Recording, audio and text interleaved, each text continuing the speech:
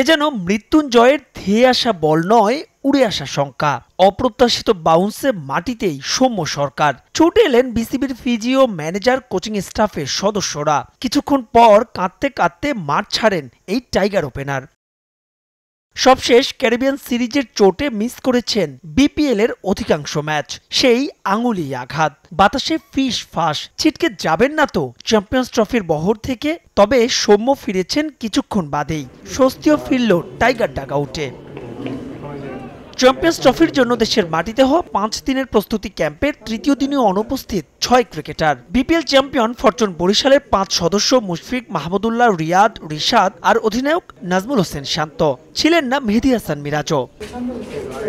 প্রথম 2 দিন ইনডোরের আউটারে অনুশীলন হলেও এদিন তা হয় মূল মাঠে। অবশ্য এর আগেই হয় জিম সেশন।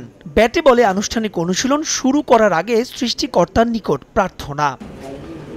পুরো অনুশীলনে মূলত প্রাধান্য ছিল ব্যাটিংয়েই। জাকের, ইমন, তানজিদ তামিমরাই মূলত সেন্টার উইকেটে ব্যাটিং প্র্যাকটিস সেরেছেন। এমনকি পেসার ফিজ, নাহিদ তাসকিনরাও ছিলেন একই দলে। দুপুর গড়িয়ে বিকেল, বিকেল গড়িয়ে সন্ধ্যা, অনুশীলন চলল ফ্লাড লাইটের নিচেও। উইকেট বলছে এবারের চ্যাম্পিয়ন্স ট্রফিতে মূলত হবে রানের খেলা।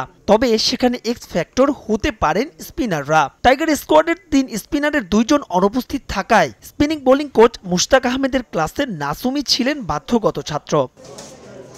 13 ফেব্রুয়ারি দেশ ছাড়ার আগে আরো 2 সেশন অনুশীলন করবেন টাইগাররা। মঙ্গলবারের অনুশীলনেই যোগ দেওয়ার কথা স্কোয়াডের সব সদস্যদের। এরপরই ম্যাচ সিনারিওতে অংশ নেবেন ক্রিকেটাররা। চ্যাম্পিয়ন্স ট্রফিতে 20 ফেব্রুয়ারি ভারতের বিপক্ষে মূল লড়াইয়ে মাঠে নামার আগে দুবাইয়ে পাকিস্তান এ দলের বিপক্ষে খেলবেন একটি প্রস্তুতি ম্যাচও।